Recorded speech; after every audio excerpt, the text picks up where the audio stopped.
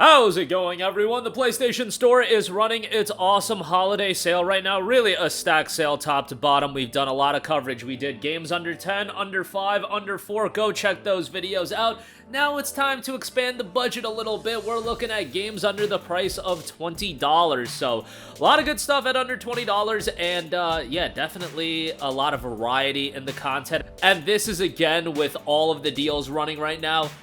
Just scratching the surface, if you can even say it's scratching the surface. Now, before we get into this video, I just want to ask you guys, please like this video and do leave a comment with your thoughts. It really does help out the channel a lot, and it is much appreciated. But let's get right into it. We've got Ghostwire Tokyo, which is 67% off for $19.79. By the way, I am going to mention games that are available on Plus Extra, Ghostwire Tokyo being one of them. If you want to play them on Plus Extra, by all means do that. Seems like a lot of you guys are unsubscribing and you don't want to go the subscription route, especially after the price hike. Nonetheless, Ghostwire Tokyo, again, $19.79. Really enjoyed this game. We actually did a full review of this game back in March of last year, and I had a good time with it. Was it perfect? Absolutely not. But it gets a lot of things right. The atmosphere is great. The sound direction is great. I thought the combat was pretty cool with the different elemental abilities.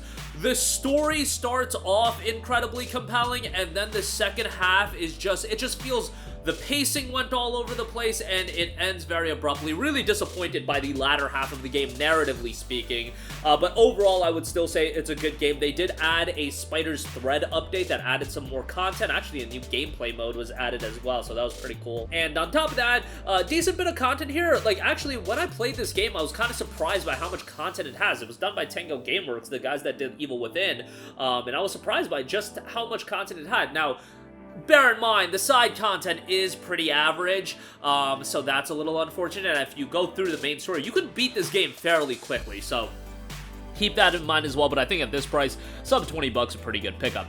Next up, we got Horizon Forbidden West. It is 50% off for the PS4 version for $19.99. Now, if I am correct, if you're on the PlayStation 5 console itself, they actually don't give you an option to buy the PS4 version of the game. It's really weird how they do it, because what happened was Horizon Forbidden West was a game that Sony was going to make you pay to upgrade. If you remember, the initial wave of PS4 and PS5 games were going to have free upgrades. Miles Morales had a free upgrade, and there were a couple other games that had a free upgrade. Forbidden West was supposed to have a free upgrade, then it got delayed, and Sony tried to be sneaky and be like, nah, it's going to be a paid upgrade, and then they went back on that and said the digital upgrade was going to be free. But for some reason, now the cross-gen version is $29.99, while the PS4 version is $19.99, but the PS4 version is listed as giving you a digital upgrade to the PS5 version. You guys following all that?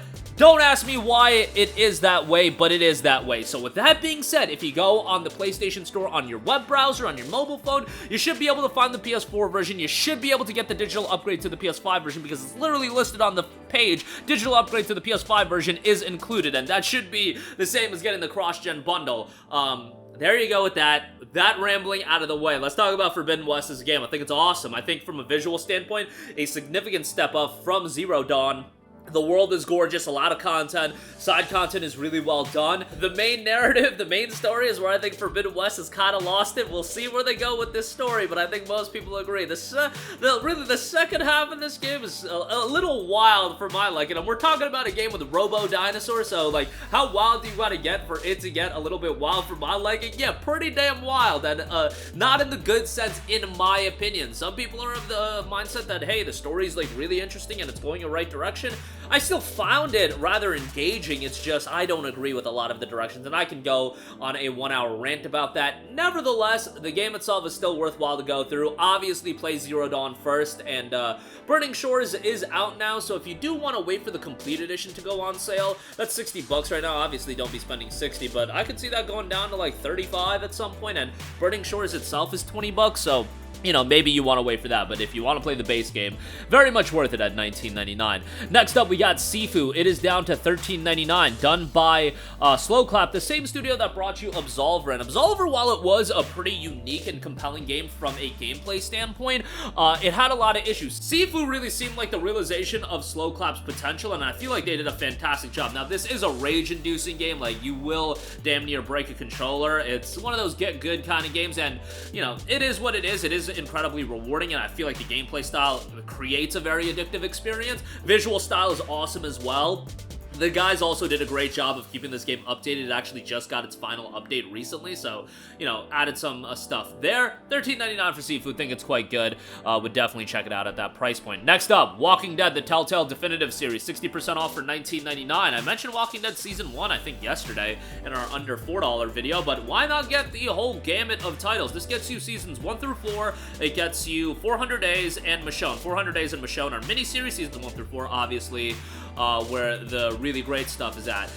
Season 1 and 2 at a very high level. I often say Season 1 is the best Telltale title ever released, alongside Wolf Among Us. Gotta give Wolf Among Us its due. Season 2 is great as well. Season 3 and 4, not as crazy about them. They're good, but Season 1 and 2, I feel like, set the bar so high that the latter seasons were not as good, but still very much worthwhile to go through.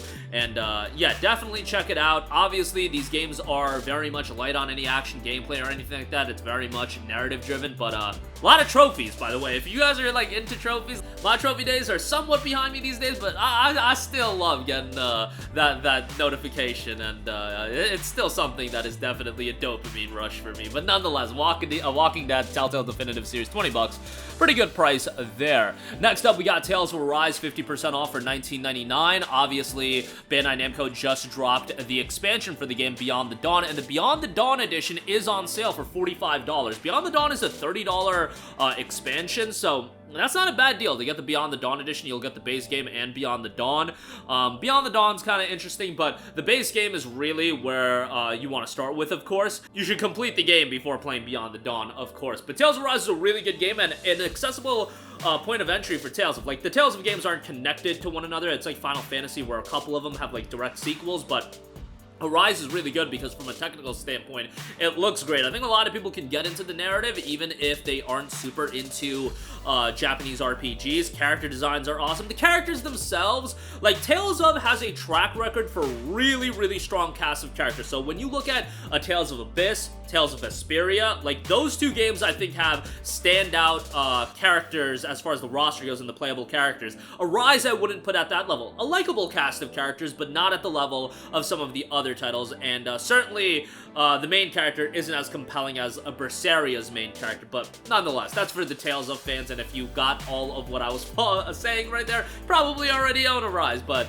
if you have yet to play it, it's a great action JRPG, would strongly recommend it. Next up, we got Hades, 40% off for $14.99. Now, truth be told, this isn't a game that I spent as much time as some of the absolute fiends for Hades spent. Like, I know people that have spent well over 100 hours on this game, and I'm not quite at that level, but it's a very, very engaging gameplay loop with an awesome art style, great presentation, and the gameplay adds a lot of replayability, and it's a very addictive style of play. Hades 2, obviously in development from Supergiant, and I'm sure that's going to turn out well. Supergiant is one of the most consistent game development studios on the planet, and Hades truly took them to another level. But if you look at them pre-Hades, Bastion, Transistor, Pyre, they were already putting out bangers. It's just Hades, I guess, was the banger of all bangers that took them to the next level, and now they're doing a direct sequel to this, and I'm sure that's going to turn out pretty well. But if you have yet to play Hades, $15 for that is great. Marvel's Guardians of the Galaxy, 75% off for $14.99. Man, it seems like I always sing the praises of this game when I get a chance, but I thought Guardians of the Galaxy was awesome, and I think it's criminally underrated. It's so unfortunate that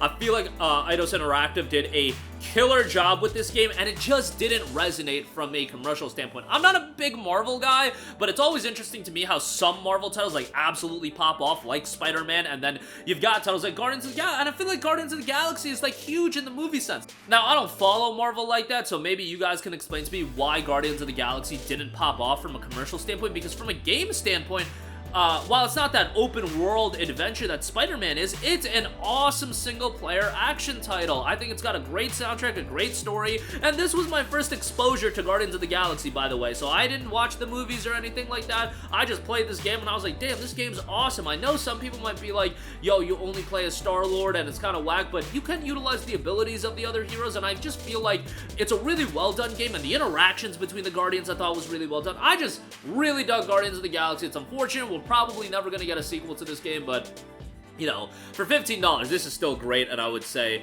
go check that out. That's a really, really good buy.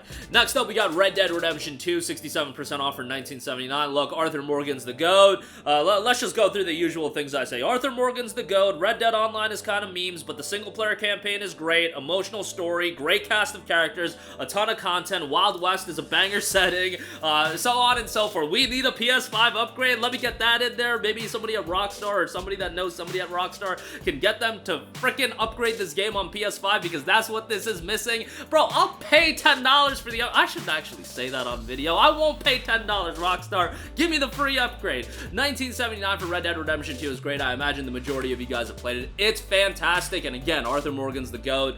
But yeah, nonetheless, sub $20 for RDR2 is a steal. Next up, we got Witcher 3 Wild Hunt Complete Edition, 70% off for $14.99. Nice to see this finally get cheaper. It got its sale price appreciated after the PS5 upgrade came out, but you know, while it's not at the $9.99 it used to go for, $14.99 for a game at the level of Witcher 3 with Hearts of Stone and Blood and Wine, that's still a steal. Witcher 3 is an excellent open-world action RPG. Great visuals. The PS5 upgrade is really good, and, you know, being able to play that at higher frame rates, or depending on however you want to play it. Gameplay is good. I know some people aren't crazy about the gameplay of Witcher 3, but I think it's good, and I think the combat's really good. Story's obviously great, a lot of content, and the 2 expansions really do add a sizable amount to do, especially Blood and Wine, so definitely $15 here. A great buy there. Next up, I feel like this is a game that a lot of people are gonna check out just because it kind of feels like a holiday style game, and that's Stray, 34% off for $19.79. Look, if you like have a family coming over and you have people that aren't super into video games, it seems like everybody loves cats these days, so it's like, pop open Stray, like, start that game, and I guarantee you'll have, like, the moms that aren't super into video games, or kids that aren't into video games, and they're gonna look at a game like this and be like, wow, it's so cute, or whatever, and it's a well-made game. The atmosphere is great, the aesthetics are great, it's a shorter game, and it's wild that it's still holding up at $19.79, but this game crushed it from a sales standpoint, so, you know, I guess they're gonna keep it at a high price point, but I think this game is gonna do really well, and if you want that game where you got family coming over and you want to pop in a game that they could probably be like, wow, you know, get like 15 minutes of entertainment out of, Stray's probably that. But the game itself is a really, really good atmospheric adventure. I would say check it out at under $20. Next up, we got Persona 4 Golden, 40% off for $11.99. Bro, it's Persona 4. Persona 4 is awesome. I played this on the PlayStation Vita when it came out. This was a legit PS Vita system seller for some people, and it was great. Soundtrack is awesome. I said in a previous video where I talked about this, I said I'll Face Myself is an awesome song, and somebody in the comment section told me, bro, you're so generic. I'll Face Myself is like not even like one of the best songs in Persona 4. All right, bro, Heartbreak is good as well. Like, well, what do you want from me? I think I'll Face Myself is great, but story is really good cast of characters. It's Persona, bro. Persona 4 is really good, and a lot of people even like Persona 4 better than Persona 5. I don't know if I would go that far, but Persona 4 was damn good, and I have fond memories of playing it on the Vita. RIP PS Vita, one of the most underrated platforms of all time. Lastly, want to give a shout out to A Plague Tale Innocence, 70% off for $11.99. Another game that I constantly go to bat for. It is an awesome narrative-driven adventure.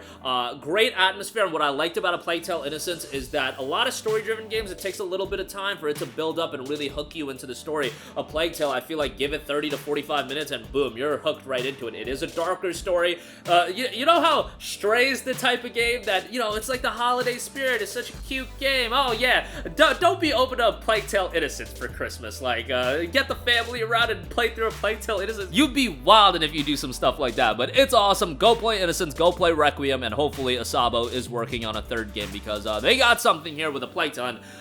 You know, these days in the gaming world, it's hard to get new IPs to really pop off, but I'm happy that A Plague Tale, especially one from a really underrated studio like Asabo, and an unknown studio, I should say. An unknown studio like Asabo, they came out, they dropped Plague Tale, and they've been popping off with it. Requiem turned out great, Innocence was really good, and obviously play them sequentially, Innocence and then Requiem. But yeah, there you go. With that, $12, a great deal on that. But that is gonna do it for me. Again, a lot of great PSN game deals under the price of $20, as always, and as I've been mentioning, really appreciate all of your guys' support and all of the likes, comments, everything like that. So that's gonna do it for me. Let me know all your thoughts in the comment section down below. Sound off there. Thank you for watching, and goodbye. Hey guys, we hope you enjoyed the video, and if you did, make sure to hit the subscribe button, and if you're already subscribed, do us a favor and hit the bell icon. This way you'll be notified whenever we post a new video. That's the best way to keep up with all of our uploads, and we usually try to upload 2 videos a day. And with the bell icon hit, you'll be notified whenever we do upload a video. As always, thanks for watching.